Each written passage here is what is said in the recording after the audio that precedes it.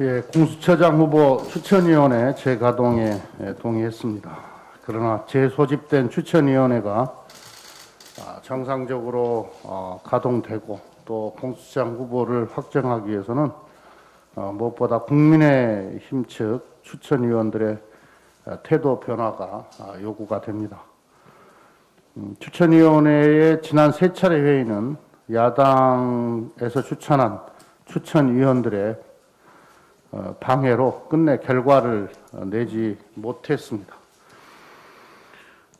야당 추천위원들은 자신들이 추천한 후보마저 반대를 하는, 그러니까 다른 추천위원이 추천을 했는데 또 다른 추천위원이 반대를 하는 이런 상황까지, 그런 총극까지 만들어냈습니다. 이런 상황에서 어제 국민의힘에서는 야당도 동의할 수 있는 후보가 나올 때까지 추천위원회가 계속 노력해야 한다, 이렇게 주장을 했는데, 이런 주장은 비토권을 악용해서 추천위원회를 공전시키려는 의도로밖에 보여지지가 않습니다. 지금까지 행태를 봤을 때. 야당의 의도적 시간 끌기에 공수처 출범이 지연되는 일이 없도록 하겠습니다. 국민의힘이 끝내 국회의 책임과 역할을 버린다면 법을 보완해서 합리적 의사결정으로 후보 추천을 가능하도록 할 수밖에 없다는 말씀을 드립니다. 재소집된 추천위원회에서도 발목 잡기를 계속한다면 저희 민주당은 법 개정에 속도를 낼 수밖에 없습니다. 내일 법사위 법안 소위가 열리는 만큼 개정을 위한 법안 심사를 동시에 진행할 수 있을 것입니다. 거듭 말씀드리지만 공수처 출범은 변하지 않는 민주당의 확고한 입장입니다.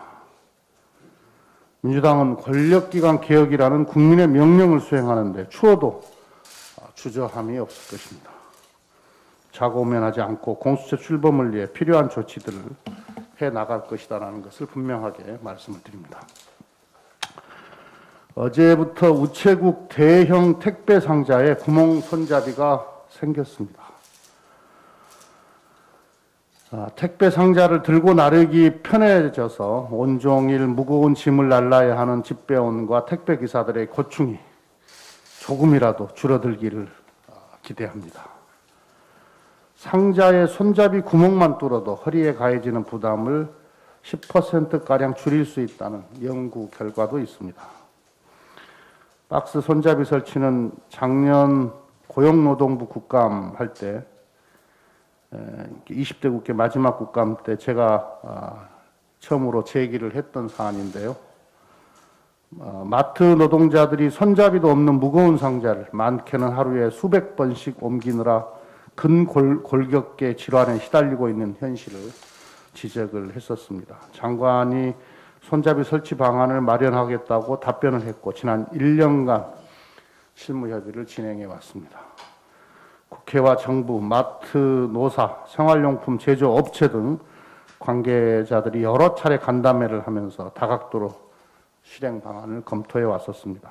우리 당 소확행위원회도 상자 손잡이 설치를 최우선 과제로 추진했습니다.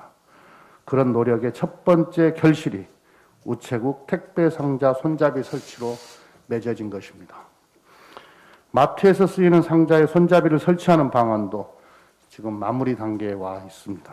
마트 노동자들이 안전하고 편안하게 일할 방안을 조속히 마련해서 국민 여러분께 보고 드리도록 하겠습니다. 노동 현장과 일상생활 속의 불평과 불합리를 하나하나 개선해 나가겠습니다. 제 민주당은 상자 손잡이 설치처럼 작지만 국민의 삶에 의미 있는 변화를 계속해서 만들어 가겠습니다. 또한 이번 정기국회에서 생활물류법을 비롯한 민생 법안들을 처리해서 집권 여당의 책임을 다하겠다는 말씀을 드립니다. 강창일 전 의원이 새 주일대사로 내정됐습니다. 한일 정치 상황과 대일 관계에 대해 깊은 식견이 있는 강창일 내정자에 대한 기대가 큽니다. 강창일 내정자가 한일 의원연맹 회장 등을 역임하며 오랜 기간 쌓아온 경륜을 한일 관계 개선에 쏟아주실 것으로 믿습니다. 무엇보다 지소미아 종료를 유예한 지 꼭 1년이 되는 날 발표된 이번 인선은 한일 관계의 미래를 위한 우리 정부의 외교적 신호입니다. 박지원 국정원장과 한일 의원연맹 소속 의원들의 연이은 방일 역시 경색된 양국 관계를 풀기 위한 우리 정부와 국회의 적극적인 행보였습니다. 일본 정부는 이 점을 분명히 인식하고 한일 관계 개선에 전향적인 태도로 나서야 합니다. 한일 관계가 돌아올 수 없는 다리를 건너지 않으려면 일본 정부는 지금 우리 정부가 내민 손을 잡아야 할 것입니다. 한일 관계 개선은 지금 양국 모두에게 중요한 현안입니다. 내년 동경올림픽을 성공적으로 개최하기 위해서는 개최국인 일본 정부의 태도와 역할이 중요합니다. 동경올림픽을 평화의 제전이라는 명성에 걸맞게 치르려면 스가 정부가 과거 아베 정부의 질곡에서 벗어나야 합니다. 스가 정부가 가야 할 길은 한일 양국의 불행했던 과거사를 직시하는 가운데 새로운 비전과 가치를 추구하는 것으로부터 시작될 것입니다. 새 일본 정부의 과거사 문제를 직시하면서도 대화를 통한 미래지향적 양국관계 개선에 호응해 주기를 촉구합니다.